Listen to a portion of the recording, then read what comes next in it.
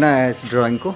ये doctor Mukteshwar Sinha modesty school की के क्लास 6 8 के जो बच्चे हैं उन्होंने ऐसी रंगोली प्रतिभा का परिचय दिया, इस तरह से बनाया है, जिसका क्लास टीचर मैं हूं और मेरे ही दिशा निर्देश में बच्चे ने ऐसा किया है। ऐसे मुख्य रूप से तो हमारे विद्यालय की जो प्राचार्य हैं परम श्रद्धेय श्रीमती अंजना केवट जी, उनके ही मार्गदर्शन में सारे कार्य को अंजाम दिया गया है। सारा रंगोली आज का इवेंट जो है जी, आज का इवेंट क्यों, आज इवेंट का क्या? ये बस यही है कि जैसे हम लोगों का दीपावली है तो दीपावली का जैसे कि हम लोग उससे पहले हम रंगोली बनाते हैं, तो इसी बहाने क्या होता है कि बच्चों में जो कलात्मक गुण होता है जहाँ हम वो विकसित कर पाएंगे, वही बच्चे हमारे इधर कहीं अगर कहीं बाहर जाते हैं तो अपनी कलात्मक प्रस्तुति से वो मान सम्मान प्राप्त कर सके और अपने विद्यालय का नाम रोशन कर सके और हम शिक्षक वर्ग को भी वो गौरवान्वित कर सके। इसी उद्देश्यों को लेकर हम लोगों ने ऐसा ये प्लान किया, ऐसी योजना बनाई और बच्चे ने बखूबी इसका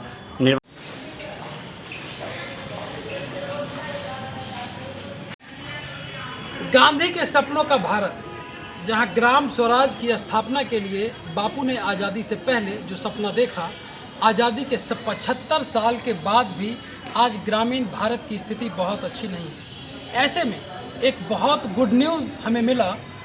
ये गुड न्यूज़ यह था कि एक राजनीतिक परिवार जो काफ़ी लंबे समय से, जिनका अपना एक पारिवारिक राजनीतिक इतिहास रहा है, बिहार की राजनीति को सुशोभित किया है और उसके बाद उनके परिवार के अन्य लोग गांधी के उसी मिशन को आगे बढ़ा रहे हैं जिसमें उन्होंने कहा था कि education is one time investment to build up society. हमारे साथ हैं श्री आदर्श कुमार पिंटू जी, जो एक सामाजिक कार्यकर्ता की भूमिका में तो 20 साल से हैं ही, साथ साथ एक शिक्षाविद की भूमिका में भी हैं। आज धनतेरस जैसे पर्व का आयोजन था, पूरे भारत में हर्षोल्लास के साथ धनतेरस पर्व मनाया जा रहा है। इसी बीच समथिंग बैक टू सोसाइटी करने के उद्देश्य से इन्होंने अपने स्कूल के प्रांगण में जो धनतेरस का एक पर्व मनाया है, वो कहीं ना कहीं हर व्यक्ति को अपनी नैतिकता को ध्यान में रखते हुए समथिंग बैक टू सोसाइटी के लिए एक इंस्पिरेशन भी दे रहे हैं। सबसे पहले सर, आपका कार्यक्रम में स्वागत है। आपका भी और आपके दर्शकों का भी स्वागत है। हमें ये बताइए कि आज धनतेरस जैसे पर्व में जहां लोग भारत की सांस्कृतिक विरासत को देखते हैं, भारत के धार्मिक विरासत को देखते हैं, ऐसे में जो आज की समस्याएं हैं, जो आने वाले 50 साल की इस धरती की समस्याएं हैं, इन समस्याओं को आपने एक तरह से लोगों को अवेयरनेस करने का एक प्रोग्राम बनाया है और आपने इस प्रोग्राम के द्वारा आपने ये मैसेज देने का प्रयास किया है। ये विचार मन में सबसे पहले कब आया कि आज धनतेरस के दिन इस तरह की योजना बनाई जाए जिससे कि समथिंग बैक टू सोसाइटी में आपका ये कंट्रीब्यूशन होगा? अभी काफ़ी दिनों से कोविड के कारण स्कूल बंद था जी, और बच्चे हमेशा स्कूल से दूर रहे हैं जी, तो समाज से बच्चों को जोड़ने के लिए और बच्चों ने जो झेला है, जो देखा है बच्चों ने, उसी का ये प्रतीकात्मक रूप है जो बच्चों ने अपनी सोच से, लोगों उनके टीचर के कहने से उन्होंने अपनी अभिव्यक्ति व्यक्त किया है रंगोली के माध्यम से। जैसा कि आप देख सकते हैं रंगोली में कि आप वहाँ पर देखें तो वो नेशनल इंटीग्रेशन का सबसे पहले है कि सारे धर्म के इसमें चिन्ह बनाए गए हैं, क्रिश्चियनिटी का, और इधर हिंदू धर्म का है, वो मुस्लिम धर्म का बनाया गया है, द्योतक है, और इसमें एक भ्रूण हत्या के लिए बना जो सेव गर्ल का है, जो आजकल गर्ल के साथ जो हो रहा है दिखता है। तीसरा है कि इन्वायरमेंट से बच्चों ने इसका अपना वो दिया है कि पेड़ को सेव किया जाए, ठीक है, और वो एक ब्लैक एंड रंग भेद को दिखाने के लिए ये है। और यहाँ पर है चक्र, जो इन सब चीज़ों के बाद, कोरोना या बाकी सब चीज़ों के बाद जीवन चलता रहता है, उसका द्योतक ये चक्र है। इसमें जो आया जिसमें सबसे पहला है कम्युनल हार्मोनी, सांप्रदायिक सौहार्द को जिस तरीके से आप बता रहे हैं, क्योंकि ये जो दीपावली का जो पर्व है, वैसे माने तो बुराई पर अच्छाई की जीत के लिए इसे मनाया जाता है। तो ऐसे में कम्युनल हार्मोनी को सभी धर्म ने बुराई पर अच्छाई की जीत को ही व्यक्त किया है।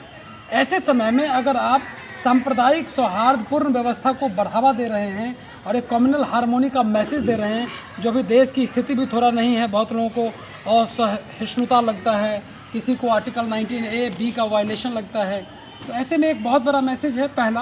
दूसरा, जो आपने सेफ गर्ल के बारे में कहा है, देश में भी कन्या भ्रूण हत्या बढ़ रही हैं, महिलाओं की आबादी कम हो रही हैं। अगर इंडिया के पॉपुलेशन की बात करें तो 140 करोड़ का देश है, जिसमें लगभग 72 करोड़ पुरुष हैं और 67 करोड़ महिलाएं हैं। ये जो 5 करोड़ का जो महिलाओं का गैप है, इस वजह से महिलाओं के प्रति जो समाज में तरह तरह की हिंसा हो रही है।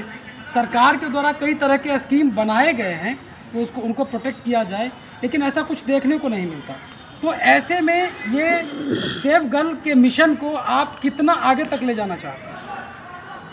जो बच्चे अभी स्टूडेंट हैं, कल वो माता पिता बनेंगे। अगर उनके जहन में आज से इन सब बातों को डाला जाए कि लड़कियों को सेव करना है या उनके साथ क्या परेशानी है, और इसमें जो बनाने वाले हैं वो लड़कियां भी हैं, लड़के भी हैं, तो वो ये आज की बात नहीं है, इसको एक दिन में ख़त्म किया भी नहीं जा सकता। ये आने वाला जो भविष्य है, उसमें अगर हम इन बच्चों को इस तरह का एजुकेशन देंगे, ये स्कूल की जिम्मेवारी है, शिक्षकों की जिम्मेवारी है, समाज की जिम्मेवारी है, अभिभावकों की जिम्मेवारी है कि वो इस तरह से बच्चों को पहले से ट्यून करें, पहले से संस्कार दें। मैं गर्ल्स को बचाने के लिए या बॉयज़ को बचाने के लिए, खासकर एजुकेशन जो आजकल सिर्फ कम्पिटिटिव हो गया है, बच्चों के अंदर एजुकेशन के साथ संस्कार सिखाना ही मॉडेस्टी स्कूल का धर्म है। जैसे हमारा जो मोटो है, लर्निंग इज़ राइट, सीखना ही धर्म है, सीखना ही संस्कार है। तो हम लोग की जिम्मेवारी है कि बच्चों को समाज के अवेयरनेस के बारे में बताएं, समाज में किसी भी कुरीतियों के बारे में बताएं, उसी का ये 2 तत्व। मंत्री जी भी ग्लोबल कंट्री के सम्मेलन में वहां संबोधित कर रहे थे। कार्बन क्रेडिट और इन्वायरमेंट जैसे इशू को लेकर गंभीर चर्चा हुई। कल कई सारी बड़ी घोषणा हुई, जिसमें डेवलपिंग कंट्री के लोगों ने ये कहा था उन डेवलप कंट्री को कि हम आपको सहयोग करेंगे अगर आप कार्बन क्रेडिट करेंगे, लेकिन उस दिशा में कोई काम नहीं हो पाया। आपने एक सेव इन्वायरमेंट इशू को भी उठाया है। वैसे भी धरती गर्म हो रही है, अगले 10 साल के बाद ये कहा जा रहा है कि 1.5 डिग्री सेल्सियस धरती गर्म हो जाएगी। तो ऐसे में जब गर्मी बढ़ जाएगी, धरती पे इन्वायरमेंट नहीं हो पाएगा बढ़िया, तो फिर लोग कैसे रहेंगे? ये तो एक तरीके से जो कई सारे ग्रहों को अपने आप खत्म होते हुए जो दिखाया गया है, इतिहास में कहा गया है कि लोगों ने इस तरह की जीवन शैली को अपना लिया जिससे कि वो खत्म हो गए। तो क्या धरती कुछ ऐसा आने वाले समय में गर्म होने की वजह से नष्ट होने की कोई बात है? इसके लिए जो ये अवेयरनेस कैंपेन चल रहा है, इसको काफ़ी लार्ज स्केल पर चलाने की ज़रूरत है। आप इसको कैसे देखते? देखिए, धरती तो नष्ट नहीं हो। सबसे बड़ी बात यह है कि जो बच्चे अभी हैं हमारे, उनको अगर हम वृक्षारोपण के लिए प्रेरित कर सकें, और हर बच्चा अगर एक पेड़ भी लगाएगा, तो ये देश बचेगा, ये दुनिया बचेगी। तो सारा मामला ये है कि हम लोग सब चीज़ गवर्नमेंट पर ना छोड़ के खुद इसकी अगर जिम्मेवारी लेंगे, खासकर वृक्षारोपण। अगर वृक्षारोपण को सेंटर में रखा जाए, हर बच्चों को जिस तरह से एक एग्जामिनेशन लिया जाता है, आप 10th पास करते हैं तो आपको कम से कम एक पेड़ लगाना पड़ेगा। न केवल पेड़ लगाना है, पेड़ लगाने का कार्यक्रम बहुत हो रहा है, लेकिन पेड़ को जिंदा रखना बहुत मुश्किल हो रहा है। तो वो अगर एक पेड़ भी अगर आदमी अपने जीवन काल में लगाए, तो इस पृथ्वी को बचाया जा सकता है। इसमें कहीं कोई ऐसा वो मामला नहीं। जैसे माननीय प्रधानमंत्री जी की महत्वाकांक्षी परियोजना जो डिजिटल इंडिया था, उसमें यह कहा गया था कि जब डिजिटल इंडिया होगा तो पेपर का यूज़ कम होगा, पेपर का यूज़ कम होगा तो पेड़ कम कटेंगे, पेड़ कम कटेंगे तो पर्यावरण को नुकसान कम होगा। तो इस दिशा में डिजिटल इंडिया मूवमेंट जो है, अभी भी तो बच्चे नोटबुक में ही लिख रहे हैं, तो आने वाले समय में उसको किस तरह से कंट्रोल किया जाएगा जिससे कि पेपर इकोनॉमी जो है वो पूरी तरीके से ख़त्म जब तक नहीं होगी, तब तक पर्यावरण सुरक्षा को हम लोग कैसे आगे बढ़ा पाएंगे?